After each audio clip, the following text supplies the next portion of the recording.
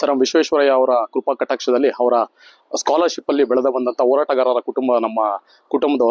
ಯಾಕೆ ನಮ್ಮ ತಂದೆ ಬಂದು ರಿಟೈರ್ಡ್ ಟೀಚರ್ ಆಗಿದ್ದಾರೆ. ನಮ್ಮ ತಾತಂದ ಕೂಡ ಹೋರಾಟಗಾರರು ಹಾಗೂ ನಿವೃತ್ತ ಶಿಕ್ಷಕರಾಗಿ ಅನೇಕ ಅವರ ಜೊತೆಯಲ್ಲಿ ಅವ್ರಿಗೆ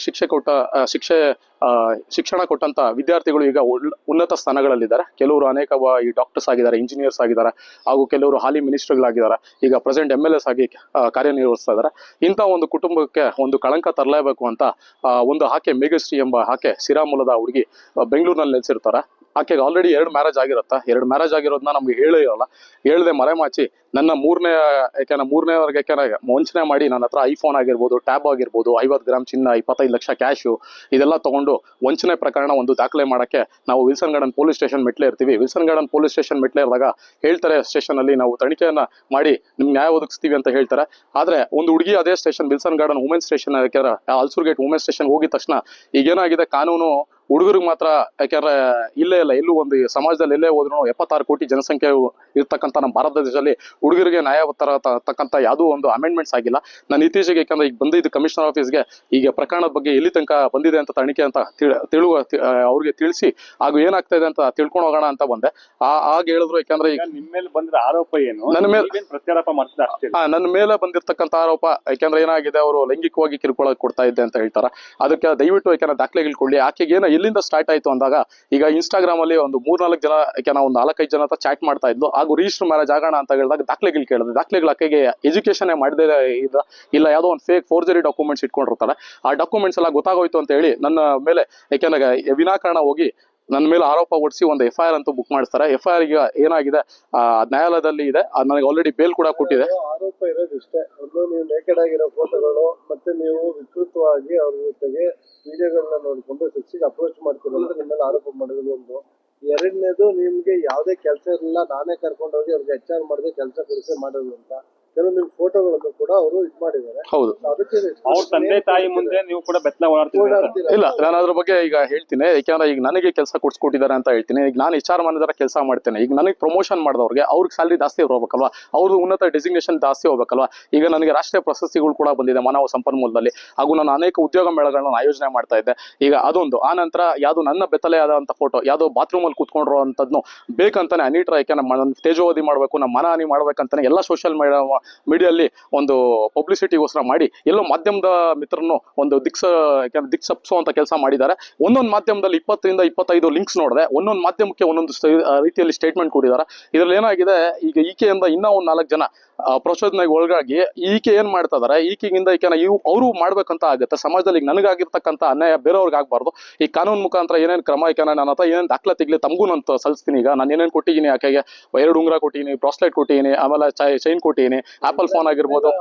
ನನ್ನ ಆರೋಪ ಯಾಕೆ ಅಂದ್ರೆ ಆರೋಪ ಹೇಳ್ತೀನಿ ಸರ್, ಅದಕ್ಕೆ ಇಲ್ಲ ಅದಕ್ಕೆ ಹೇಳ್ತೀನಿ. ಆರೋಪ ಏನಾಗಿದೆ ಅಂದ್ರೆ ಇದೇನಾಗಿದೆ, 3 ಸೆಪ್ಟೆಂಬರ್ ಕರ್ಕೊಂಡು ಹೋಗ್ತಾರೆ. ಕರಿವೇರಕ್ಕೆ ಮದುವೆ ಅಂತ ಕರ್ಕೊಂಡು ಹೋಗ್ತಾರೆ. ಮದುವೆಗೆ ಆಡಳಿತಾಧಿಕಾರಿಗಳು ಜೈರಾಮ್ ಸರ್ ಇರ್ತಾರೆ.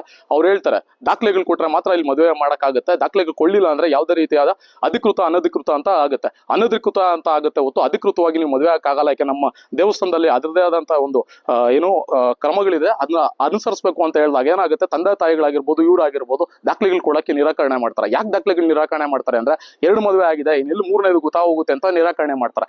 ಆನಂತರ ಏನಾಗಿದೆ, ರಿಜಿಸ್ಟರ್ ಆಫೀಸ್ ಚಿಕ್ಕಬಳ್ಳಾಪುರದಲ್ಲೂ ನಾನು ಅಪ್ಲಿಕೇಶನ್ ತಗೊಂಡ್ಬರ್ತೀನಿ, ಮತ್ತೆ ವಿಲ್ಸನ್ ಗಾರ್ಡನ್ ಅಪ್ಲಿಕೇಶನ್ ತಗೊಂಡ್ಬರ್ತೀನಿ. ಆಗ ಡೇಟ್ ಆಫ್ ಬರ್ತ್ ಕೇಳ್ತಾರೆ, ಆನಂತರ ಆಧಾರ್ ಕಾರ್ಡ್ಸ್ ಕೇಳ್ತಾರೆ. ಅದನ್ನ ಯಾಕೆ ಅವರು ಕೊಳ್ಳಿಲ್ಲ ಅಂದ್ರೆ ಆಲ್ರೆಡಿ 2 ಮದುವೆ ಆಗಿದೆ, ಅದು ಮರೆಮಾಚಿದ್ರೆ ಎಲ್ಲಿ ಗೊತ್ತಾಗೋಗುತ್ತೆ. ಯಾಕಂದ್ರೆ ಆಸ್ ಪರ್ ಗೌರ್ಮೆಂಟ್ ಲಾ ಪ್ರಕಾರ ಅವ್ರ ದಾಖಲಾತಿಗಳು ಫಸ್ಟ್ನೇ ಡಿವೋರ್ಸ್ ಆಗಿರ್ಬೋದು, 2ನೇ ಡಿವೋರ್ಸ್ ಆಗಿರ್ಬೋದು, ಏನಕ್ಕಾಗಿದೆ ಕಾರಣ ಎಲ್ಲ ಗೊತ್ತಾಗೋಗುತ್ತೆ ಅಂತ ಹೇಳಿ ಅವ್ರ ದಾಖಲೆಗಳು ಕೊಳ್ಳಿಲ್ಲ. ಇದೆಲ್ಲ ನನಗೆ ಯಾವಾಗ ಗೊತ್ತಾಗೋಯ್ತು ಅಂತ ಹೇಳಿದ ತಕ್ಷಣ ಆನಂತರ ಈ ಹುಡುಗಿಗೆ ಯಾಕಂದ್ರೆ ಒಂದು ಸಂಬಂಧ ಅಲ್ಲ, ಇನ್ಸ್ಟಾಗ್ರಾಮ್ ಅಲ್ಲಿ ಆಲ್ರೆಡಿ ಈಗ ಏನಾಗಿದೆ, ಆ ಮೆಸೇಜಸ್ ಎಲ್ಲ ರಿಕವರಿ ಆದ್ರೆ ಇನ್ನೊಂದು ಮುಂಪರು ಪರೀಕ್ಷೆ ಎಲ್ಲ ಮಾಡಿದ್ರೆ, ಯಾಕಂದ್ರೆ ಈಗ ನೋಡಿ ಉಗ್ರಗಾಮಿಗಳೆಲ್ಲೋ ದೇಶದ ಹೊರಗಡೆ ಕೆಲಸ ಮಾಡ್ತಾ ಇರ್ತಾರೆ. ಇದೇನಾಗಿದೆ, ನಮ್ಮಲ್ಲೇ ಈಗ ಉಗ್ರಗಾಮಿಗಳಾಗಿ ಬೆಳಿಬೇಕಾದ್ರೆ ಆದ್ರೆ ಏನೋ ಕ್ರೈಮ್ ಚಟುವಟಿಕೆ ಆಗ್ಬೇಕಾದ್ರೆ ನಾನು ಹೇಳ್ತೀನಿ ಎಲ್ಲಾ ಹೆಣ್ಣು ಒಂದೇ ತರ ಇರಲ್ಲ. ಆದ್ರೆ ಈ ತರ ಕೆಲವೊಂದು ಹೆಣ್ಣುಗಳಿಂದ ಏನಾಗಿದೆ, ಹೆಣ್ಣು ಕುಲಕ್ಕೆ ಅವಮಾನ ಆಗ್ತದೆ. ಹಾಗೂ ಇಂಥ ಘಟನೆಗಳು ಮುಂದೆ ಬರುವಾಗ ಯಾವುದೇ ಒಂದು ಯಾಕೆಂದ್ರೆ ಒಂದು ಮಾಧ್ಯಮದಲ್ಲಿ ಭಿನ್ನಾಭಿಪ್ರಾಯ ಸ್ಟಾರ್ಟ್ ಆಗಕ್ಕೆ ದಾಖಲಾತಿಗಳು ಕೇಳ್ತೀನಿ ನಾನು.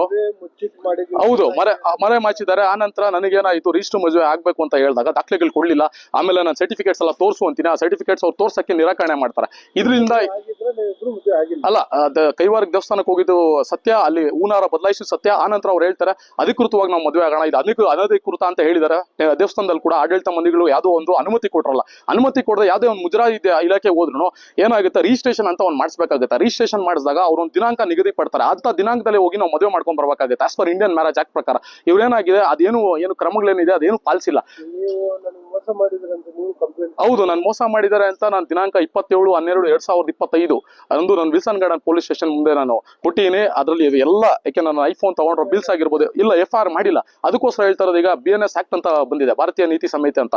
ಏನಾಗಿದೆ, ಹೆಣ್ಮಕ್ಳು ಪರವಾಗಿ ಫೇವರ್ ಆಗಿದೆ ಹೊರತು ಗಂಡು ಮಕ್ಕಳಿಗೆ ಈಗ ಯಾವುದೇ ಒಂದು ಸ್ಟೇಷನ್ ನನ್ನಂತವ್ರು ಎಷ್ಟೋ ಜನ ನೊಂದಿರೋರು ಇರ್ತಾರೆ. ಈಗ ನನ್ನಂತ ಎಜುಕೇಟೆಡ್ಗೆ ಈ ತರ ಮಾಡಿದೆ, ಇನ್ನು ಮುಂಬರುವ ದಿನಗಳಲ್ಲಿ ಈಗ ಎಷ್ಟೋ ಜನ ಕುಟುಂಬಗಳಲ್ಲಿ ಹೇಳಕ್ಕಾಗಲ್ಲ, ಮರ್ಯಾದೆ ಅಂತ ಅನ್ಸ್ತಾರೆ. ಇಲ್ಲ, ನನಗೆ ಇದು ಯಾವ್ದ್ರ ಬಗ್ಗೆನೋ ಗೊತ್ತಿಲ್ಲ, 2 ಮ್ಯಾರೇಜ್ ಆಗಿರೋದು ಗೊತ್ತಿಲ್ಲ. ನಾನು ಆನಂತರ ಅವರು ಮೊದಲನೇದು ಏನಂತ ಹೇಳಿದ್ದಾರೆ, ಹೇಳಿಕೆ ಮಾಧ್ಯಮ ಮುಖಾಂತರ ಒಂದು ಹೇಳಿಕೆ ಹೇಳಿದ್ದಾರೆ. ಯಾವುದೇ ಒಂದು ಯಾರೋ ಮೊದಲನೇ ಗಂಡ ಅವನಿಗೆ ಹೇಳಿದ್ದಾರೆ, ಈಗ 2ನೇ ಗಂಡ ಫ್ರಾಡ್ ಅಂತ ಹೇಳಿದ್ದಾರೆ. ಈಗೆಲ್ಲೋ ಏನಾಗಿದೆ, ಈಗ ಇತ್ತೀಚೆಗೆ ಜಾನ್ವಿ ಕೇಸ್ ನೋಡಿದಾಗ, ಜಾನ್ವಿ ಕೇಸ್ ಏನಾಯ್ತು ಅಂದ್ರೆ, ಇತ್ತೀಚೆಗೆ ಒಂದು ಎಕ್ಸಾಂಪಲ್ ಉದಾಹರಣೆ ಕೊಡ್ತೀನಿ.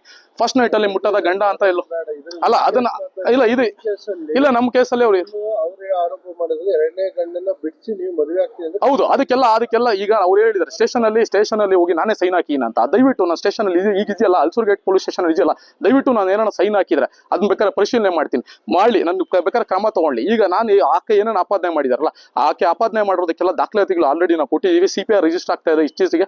ಈ ಇನ್ನೇನು ಒಂದು ಸ್ವಲ್ಪ ದಿನ ಮುಂದಿನ ಒಂದು ವಾರದಲ್ಲಿ ಆಕೆಗೆ ಬಂಧಿಸುವಂತ ಕೆಲಸ ಆಗುತ್ತೆ. ಆಲ್ರೆಡಿ CCB ಇನ್ವೆಸ್ಟಿಗೇಷನ್ ಆಗಿದೆ. ಈ apple phone IME trace out ಮಾಡಿದ್ದಾರೆ, ಯಾವ ಲೊಕೇಶನ್ ಅಲ್ಲಿ ಆಫ್ ಆಗಿದೆ ಅಂತ. ಅದೆಲ್ಲ ದಾಖಲಾತಿಗಳು ನಮ್ಮ ಹತ್ರ ಕೊಟ್ಟಿದ್ದೀವಿ. ಇನ್ನು ಮುಂದೆ ಬರುವ ದಿನಗಳಲ್ಲಿ ಈ ತರ ಹೆಣ್ಮಕ್ಳು, ಎಲ್ಲಾ ಹೆಣ್ಮಕ್ಳು ಅಂತ ಹೇಳಲ್ಲ, ಈ ತರ 1-2 ಹೆಣ್ಮಕ್ಳಿಂದ ಎಲ್ಲಾ ಹೆಣ್ಣುಕುಲಕ್ಕೆ ಒಂದು ಅವಮಾನ ಆಗ್ತಾ ಇದೆ, ಕಳಂಕ ತತ್ತಾಗತ್ತ ಅಂತ ಕೆಲಸ ಮಾಡ್ತಾ ಇದಾರೆ. ನನ್ನ ಹತ್ರ ದಾಖಲೆಗಳು ಈಗ ಕೊಡ್ಸಿರ್ತಕ್ಕಂಥ ಬಿಲ್ಸ್ ಇದೆ, ಫೋನ್ ಆಗಿರ್ಬೋದು. ಆನಂತರ ನಾನು ಟ್ರಾನ್ಸಾಕ್ಷನ್ ಮಾಡಿರೋದು ಏನಾಗಿದೆ, ಈಗ ಇವ್ರು ಹೇಳ್ತಾರೆ ನಾನು ದುಡ್ಡು ಕೊಟ್ಟಿಲ್ಲ ಅಂತ. ಅವ್ರ ಮೂಲ ಆಧಾರ ಏನು, ಅವ್ರ ತಂದೆ ಏನು ಕೆಲಸ ಮಾಡಲ್ಲ, ತಾಯಿ ಏನು ಕೆಲಸ ಅಲ್ಲ, BPL ಕಾರ್ಡ್ ಹೋಲ್ಡರ್ಸ್. ಆಮೇಲೆ ಈಕೆ ಒಂದೇ ಸೋರ್ಸ್ ಆಫ್ ಇನ್ಕಮ್, ಅಣ್ಣ ಇತ್ತೀಚೆಗೆ ಯಾವುದೋ ಒಂದು ಕೆಲಸಕ್ಕೆ ಸೇರ್ಕೊಂಡಿದ್ದಾರೆ. ಅವ್ರ ಡಾಕ್ಯುಮೆಂಟ್ಸ್ ಎಲ್ಲ ತಗೊಂಡು ಈಗ ನ್ಯಾಯಾಲಯಕ್ಕೆ ಹೇಳ್ತಾ ಇದೀನಲ್ಲ, ನೀವು ಮಾಡಿಲ್ಲ, ಎಜುಕೇಶನ್ ಎಲ್ಲ ಕರೆಕ್ಟ್ ಆಗಿಲ್ಲ, ಎಲ್ಲ ಸರ್ಟಿಫಿಕೇಟ್ ತಗೊಂಬನ್ನಿ ದಯವಿಟ್ಟು. ನೇರ ಚರ್ಚೆಗೆ ನನಗೆ ಕೊಡೋದು ಬೇಡ, ನ್ಯಾಯಾಲಯಕ್ಕೆ ಸಬ್ಮಿಟ್ ಮಾಡಿ. ನಿಮ್ದು ಎಕ್ಸ್ಪೀರಿಯನ್ಸ್ ಆಗಿರ್ಬೋದು, ಎಲ್ಲಿಂದ ಏನು ಆದಾಯ ಮೂಲ. ಇವಾಗ ನಿಮ್ಗೆ 50,000 ಸಂಬಳ, 50-60,000. ಈಗ ಬೇರೆ ಇದಕ್ಕೆ ಇಷ್ಟೆಲ್ಲ ತಗೊಳಕ್ಕೆ ಚಿನ್ನಾಭರಣಕ್ಕೆ ಎಲ್ಲಿಂದ ದುಡ್ಡು ಬಂತು? ಈಗ ನಂದು ಹೇಳ್ತಾರೆ ನಾನು ಕೊಟ್ಟೇ ಇಲ್ಲ ಅಂತ. ನೀವು ಪ್ರೂವ್ ಮಾಡಲಿ. ಯಾಕಂದ್ರೆ ಆಸ್ ಪರ್ ಗ್ರೌಂಡ್ ರಿಯಾಲಿಟಿ ಪ್ರಕಾರ ನ್ಯಾಯಾಲಯ ತನಿಖೆ ಆಗ್ತಾ ಇದೆ. ನ್ಯಾಯಾಲಯ ತನಿಖೆ ಆಗೋದ್ರಿಂದ ನಾನು ಹೇಳೋದು, ಯಾಕಂದ್ರೆ ದಿಕ್ಸೊಪ್ಸು ಅಂತ ಕೆಲಸ ಮಾಡಕ್ ಹೋಗಲ್ಲ ಇಲ್ಲಿ. 2 ಮದುವೆ, ಹೌದು, ದಾಖಲೆ 2 ಮದುವೆ ಆಗಿರೋತಕ್ಕಂಥ ದಾಖಲೆಗಳಿದೆ. 2 ಮದುವೆ ಡೈವರ್ಸ್ ಆಗಿದೆ, ಅದು ಮಾಹಿತಿ ಕೂಡ ನನಗೆ ಗೊತ್ತಿರಲಿಲ್ಲ. ಮೊದಲೇ ಗಂಡನ ಅವ್ರು ಓಪನ್ ಆಗಿ ಎಲ್ಲ ಕಡೆ ಹೇಳಿದ್ದಾರೆ, ಅವನಿಗೆ ಏನು ಅಂತ ಹೇಳಿದ್ದಾರೆ. ಅದಕ್ಕೆ ಮೆಡಿಕಲ್ ರಿಪೋರ್ಟ್ಸ್ ಏನೇನು ಇದೆಯಾ ಅವ್ರ ಹತ್ರ ಅನ್ನಕ್ಕೆ, ಯಾರನ್ನ ಒಬ್ರು ವೈಯಕ್ತಿಕ ತೇಜಾವಧಿ ಮಾಡಕ್ಕೆ ಯಾರಿಗೂ ಒಂದು ಹಕ್ಕಿಲ್ಲ. 2ನೇ ಗಂಡ ಫ್ರಾಡ್ ಅಂತಾರೆ, 3ನೇವನು ಇವಾಗ ಬಿಟ್ಟು 4ನೇ ಕಡೆ ಯಾಕೆ ಹೋಗ್ತಾ ಇದಾರೆ? ಈಗ 4ನೇ ಕಡೆ 4-5 ಇದೇ ರೀತಿ ಮುಂದುವರೆದ್ರೆ ನಮ್ಮ ಸಮಾಜ ಏನಾಗ್ಬಾರ?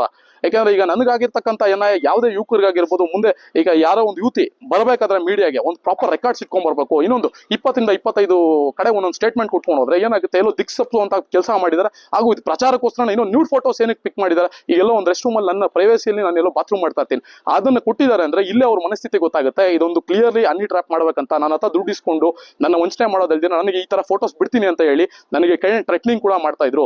ಈಗ ಏನಾಗಿದೆ ನಮಗೆ, ಈಗ ನೋಡಿ ಆ ತರ ಟ್ರೆಕ್ನಿಂಗ್ ಈಗ ನನಗೆ ಆಗಿದೆ. ನಾವು ಎಜುಕೇಟೆಡ್ ಫ್ಯಾಮಿಲಿ, ಈಗೇನೋ ಆಗಿಲ್ಲ. ನಮ್ಮ ತಂದೆ ತಾಯಿ ಎಲ್ಲ ನ್ಯಾಯಾಲಯದ ಮೇಲೆ ಅಪಾರ ಗೌರವ ಇದೆ. ಹಾಗೂ ಅಂಬೇಡ್ಕರ್ ಸರ್ ಸಂವಿಧಾನಕ್ಕೆ ಬಗ್ಗೆ ಅಪಾರವಾದ ಗೌರವ ಇರೋದಕ್ಕೆ, ನಾವು ಕಾನೂನಲ್ಲಿ ನಂಬಿರೋದಕ್ಕೆ ಇವತ್ತು ನಾನು ವಕೀಲರ ತಂಡಕ್ಕೆ ಹಾಗೂ ಮಾಧ್ಯಮ ಮಿತ್ರರಿಗೆ ಹಾಗೂ ನನ್ನ ಜೊತೆ ಇರ್ತಕ್ಕಂಥ ಕರ್ನಾಟಕ ಜನತೆ ಎಲ್ಲ ಕಾಮೆಂಟ್ಸ್ ನೋಡಿದೆ. ಯಾರು ಏಕೆನ ದೋಷಣೆ ಮಾಡಿಲ್ಲ, ಇಲ್ಲ ಇದೇನೋ ಫಾಲ್ಟ್ ಇದೆ ಅಂತಾನೆ ಹೇಳಿದ್ದಾರೆ. ಈಗೆಲ್ಲ ಏಕೆನ ಅವ್ರಿಗೆಲ್ಲ ನಮ್ಮ ವಕೀಲ ತಂಡಕ್ಕೆ ಎಲ್ಲರಿಗೂ ಧನ್ಯವಾದಗಳು ತಿಳಿಸಕ್ ಹೇಳ್ತೀನಿ. ನಿರ್ಭೀತ, ನಿಷ್ಪಕ್ಷಪಾತ, ವಿಶ್ವಾಸಾರ್ಹ ಸುದ್ದಿಗಳಿಗೆ ಮತ್ತೊಂದು ಹೆಸರಾಗಿರುವ ನ್ಯೂಸ್ 18 ಕನ್ನಡ ಈಗ ಆಪ್ನಲ್ಲೂ ಲಭ್ಯವಿದೆ. ದಯವಿಟ್ಟು ಇಲ್ಲಿರುವ QR ಕೋಡ್ ಸ್ಕ್ಯಾನ್ ಮಾಡಿಕೊಂಡು ಆಪ್ ಡೌನ್ಲೋಡ್ ಮಾಡೋದಕ್ಕೆ ಮರಿಬೇಡಿ. ನಿಮ್ಮ ಬೆಂಬಲ ಹೀಗೆ ಸದಾ ನಮ್ಮೊಂದಿಗಿರಲಿ. ಧನ್ಯವಾದ.